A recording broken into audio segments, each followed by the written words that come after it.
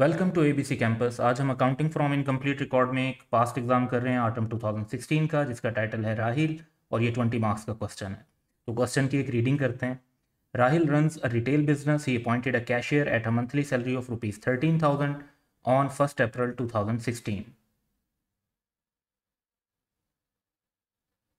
The cashier did not report for work on 1 July 2016, 3 months के बाद, and it was found that he had left taking with him the balance in the till, यानी cash in hand में जितना balance मौजूद था वो सब वो अपने साथ ले गया है। It had been Rahil's practice to deposit on each weekend the available balance in the till after retaining a float of ₹5,000, यानी 5,000 का कैश मेंटेन जो करते थे वो, उसके अलावा वो बाकी सारे पैसे जो हैं वो डिपॉजिट करवा देते थे। He maintains records of sales on credit and a file of unpaid invoices in respect of goods purchased by him. तो इसका मतलब है कि क्रेडिटर्स का और क्रेडिट सेल्स का जो है रिकॉर्ड उनके पास मौजूद है। The following information has been ascertained from the available record, जिसमें सबसे पहले बैलेंस शीट दी हुई है 31 मार्च 2016 की। इसमें राहिल का capital, creditor for goods, creditor for expenses यानी accrued expenses, fixture and fittings, inventory, debtors, cash at bank और कैश इन हैंड दिया हुआ है, और ये सब कैशियर के अपॉइंट होने से पहले है।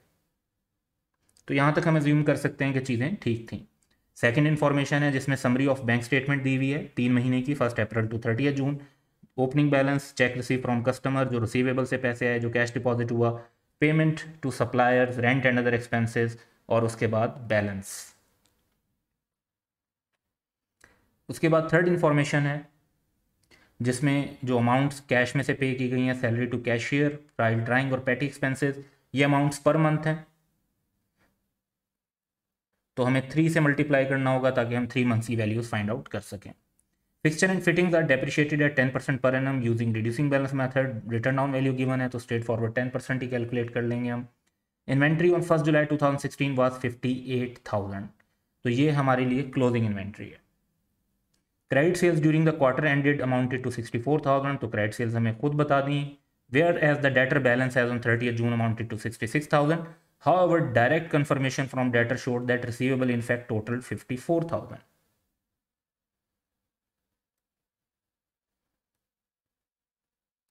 तो 12,000 का तो यहाँ पे भी प्रॉब्लम एक नज़र आ रहा है कि शायद कैश शॉर्टेज है, तो जो कैशियर कैश लेकर भाग गया वो ये भी लेके भाग गया होगा।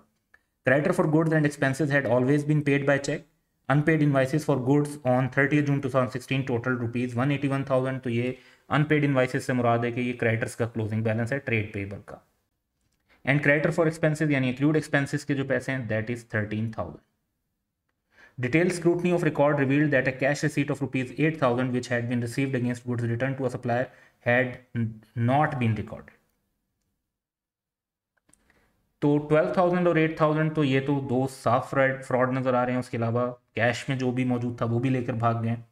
Rahil sells goods at a gross profit margin of 20% on sales, तो ये इंफॉर्मेशन अवेलेबल है। रिक्वायरमेंट ये है कि prepare a statement showing calculation of the amount of defalcation, 11 marks, and prepare a balance sheet as on 30th June 2016. अब issue ये है कि बनानी सिर्फ बैलेंस शीट है, स्टेटमेंट ऑफ प्रॉफिट और लॉस नहीं बनानी, लेकिन हमें फिर भी नेट प्रॉफिट 3 मंथ्स का कैलकुलेट करना पड़ेगा, क्योंकि उसके बगैर हमारा स्टेटमेंट ऑफ फाइनेंशियल पोजीशन का इक्विटी सेक्शन कंप्लीट नहीं होगा। सो हम रिक्वायरमेंट्स को पहले देखते हैं कि हमें बनाना क्या है। तो आंसर के पार्ट ए में हमने स्टेटमेंट ऑफ अमाउंट ऑफ डिफॉल्केशन बनानी है। ये एक सिंपल सी स्टेटमेंट है। हम जो वर्किंग्स करेंगे, जहाँ जहाँ हमें प्रॉब्लम नज़र आएगा उसको सिंपली एक लिस्ट बना देंगे, अमाउंट लिखते जाएंगे और एंड में टोटल कर लेंगे।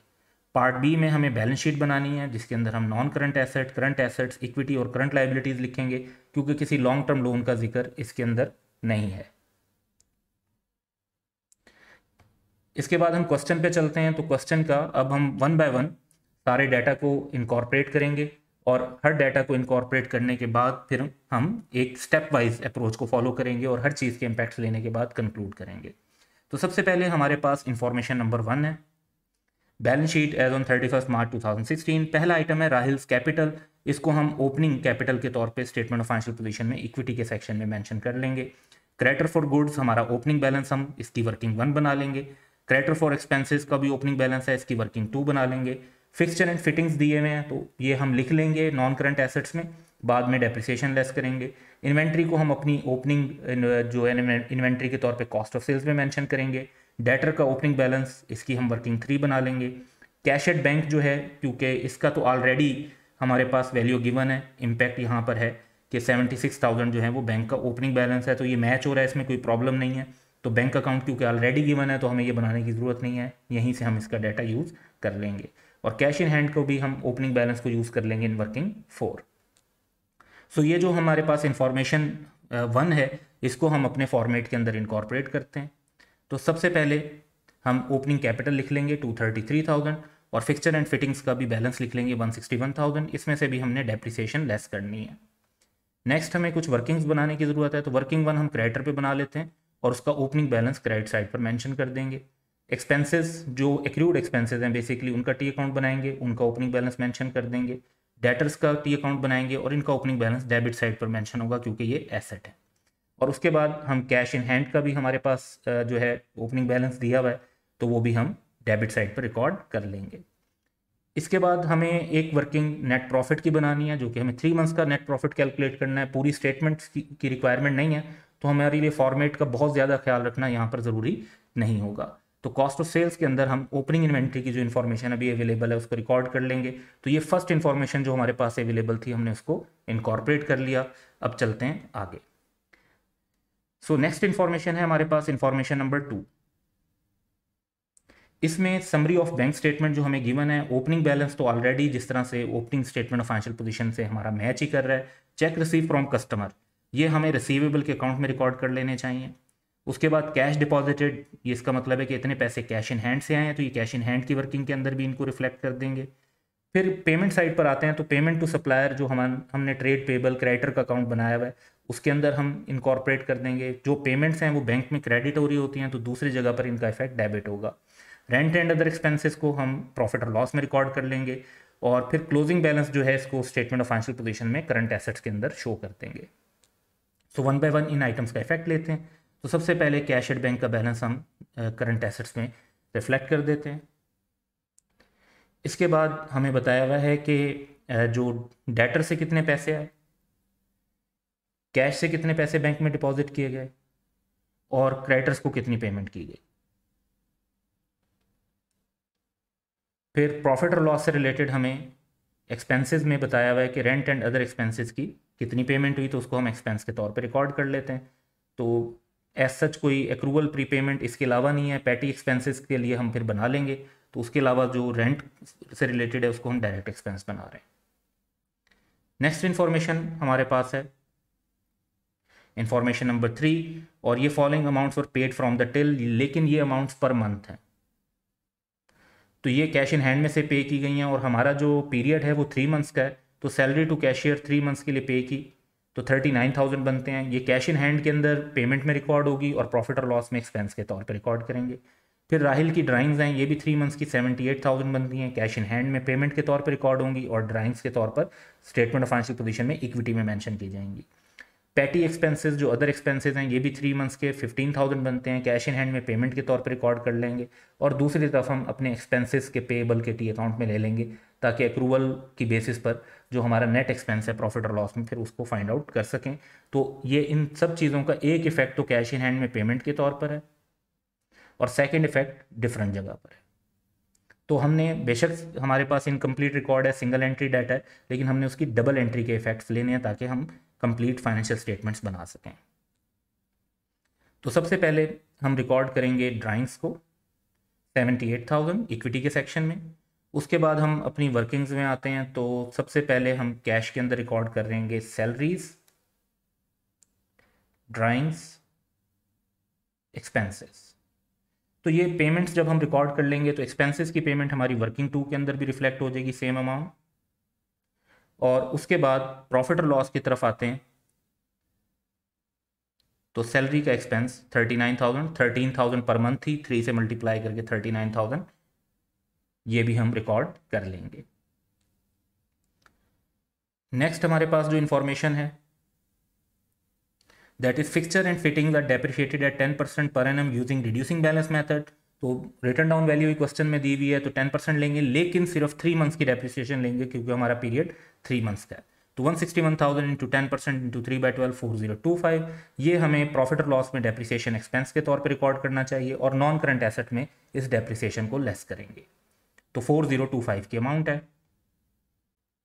तो ये अमाउंट हम लेस करेंगे तो हमारे पास फिक्सचर एंड फिटिंग की नेट वैल्यू आ जाएगी। और इसके अलावा हम इसे अपने एक्सपेंसेस में भी रिकॉर्ड कर लेंगे। नेक्स्ट हमारे पास इंफॉर्मेशन नंबर 5 है। तो इन्वेंट्री ऑन 1 जुलाई दी हुई है, तो 1 जुलाई की इन्वेंट्री बेसिकली हमारे लिए क्लोजिंग इन्वेंट्री है 58,000। तो क्लोजिंग इन्वेंट्री को हम कॉस्ट ऑफ सेल्स और करंट एसेट्स में इसके दो इफेक्ट रिकॉर्ड करेंगे। करंट एसेट्स में हम रिकॉर्ड कर लेते हैं और कॉस्ट ऑफ सेल्स में भी रिकॉर्ड कर लेते हैं।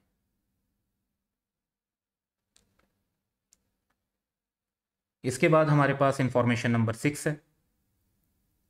Credit sales during the quarter ended 30 June 2016 amounted to ₹64,000. The debtor balance as on 30th June 2016 amounted to 66,000. However, direct confirmation from debtors, यानी जब डेटर्स वगैरह से सारी बातचीत की तो पता चला कि जो एक्चुअली हमारे रिसीवेबल हैं वो 54,000 है। यहाँ से ये बात पता चलती है कि हमारा रिकॉर्ड 66,000 शो कर रहा है और 54,000 एक्चुअल हमारे रिसीवेबल हैं।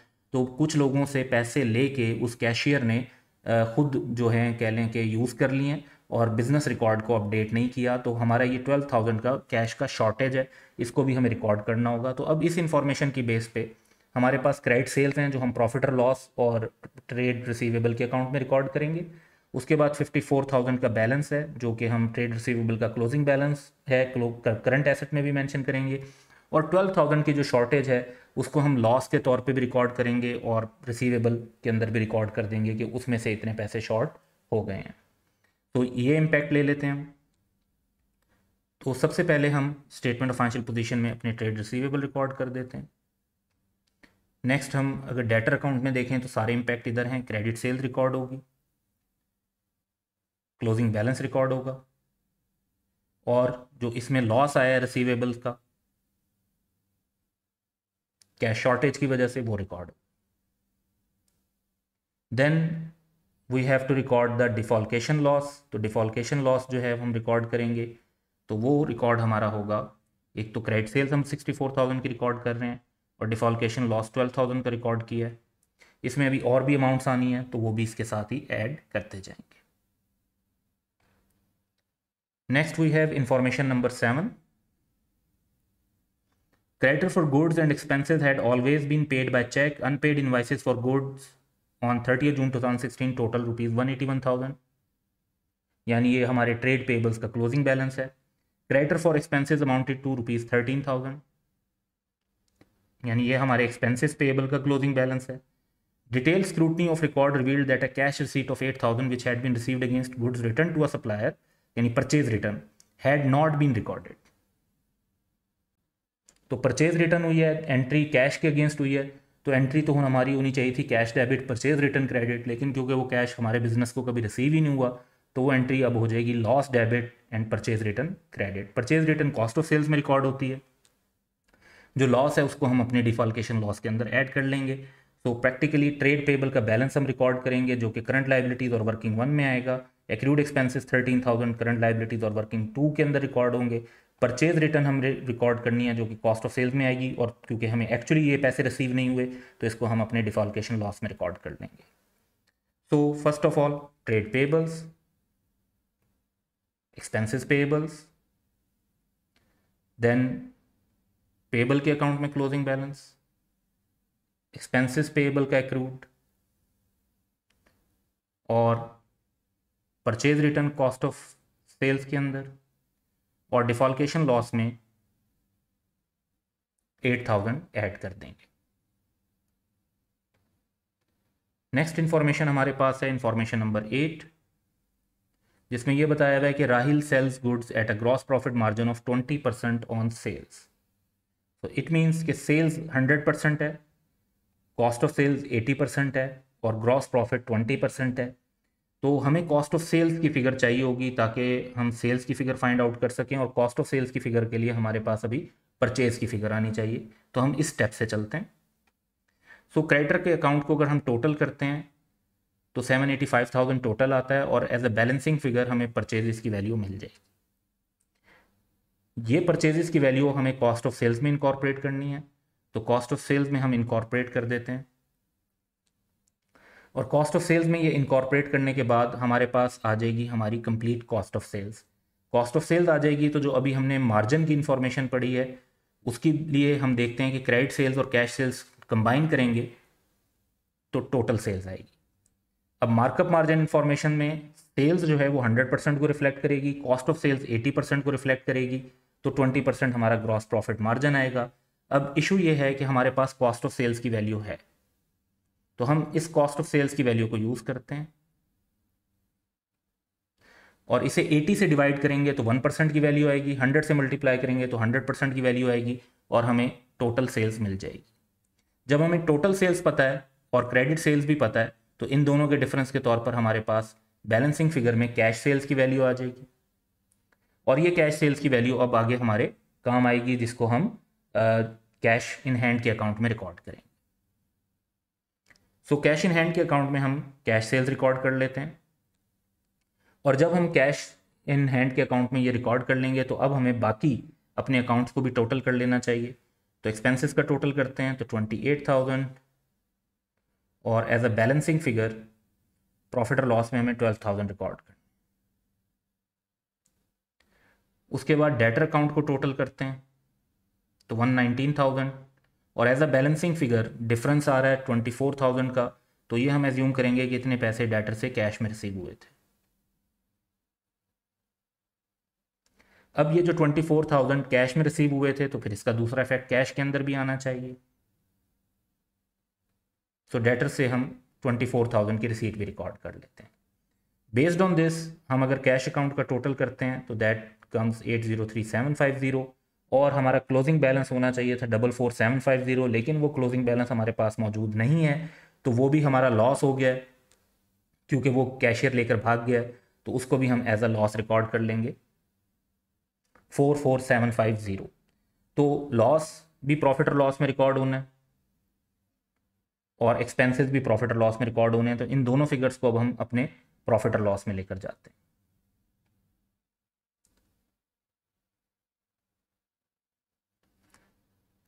एक्सपेंसेस, लॉस और फिर टोटल डिफॉल्केशन लॉस। अब हम ग्रॉस प्रॉफिट कैलकुलेट कर सकते हैं, एक्सपेंसेस का टोटल कर लेते हैं और ग्रॉस प्रॉफिट में से एक्सपेंसेस माइनस करेंगे तो हमारे पास नेट प्रॉफिट की वैल्यू आ जाएगी 10,975। नेट प्रॉफिट की ये वैल्यू हमें कैपिटल के अंदर शामिल करनी है,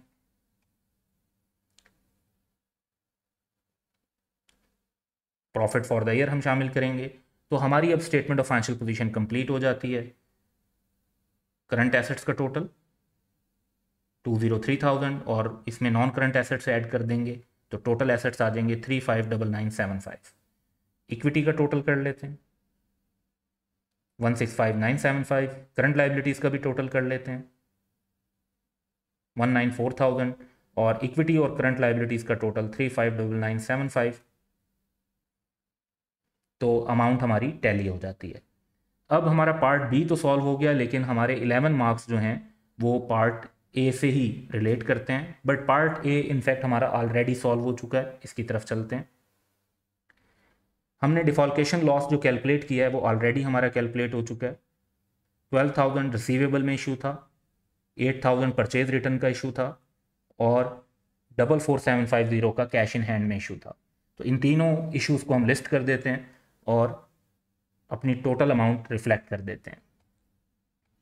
तो डेटर बैलेंस शॉर्ट है 12,000 से, कैश अगेंस्ट परचेज रिटर्न है 8,000 से और कैश मिसिंग फ्रॉम टिल यानी कैश इन हैंड में से जो पैसे लिए गए हैं वो 44,750 हैं। तो इस तरह हमारे पास टोटल डिफॉल्केशन आ जाती है 64,750। सो ये हमारे क्वेश्चन की रिक्वायरमेंट थी जो यहाँ पे कंप्लीट हो गई। इस रिक्वायरमेंट की सपोर्ट में हमें 4 टी अकाउंट बनाने पड़े, पेएबल का, एक्सपेंसेस का, एक्रूड एक्सपेंसेस का, डेटर का और कैश का। और फिफ्थ एडजस्टमेंट जो हमारी वर्किंग थी वो बेसिकली एक complete statement of financial position थी और उसके बगैर हमें ये अमाउंट ऑफ डिफॉल्केशन नहीं मिलनी थी। सो प्रैक्टिकली हम प्रॉफिट और लॉस पूरा बनाएंगे तो अमाउंट ऑफ डिफॉल्केशन मिलेगी, जिससे हमें 11 मार्क्स इसमें मिलेंगे। That's all for today, have a good day.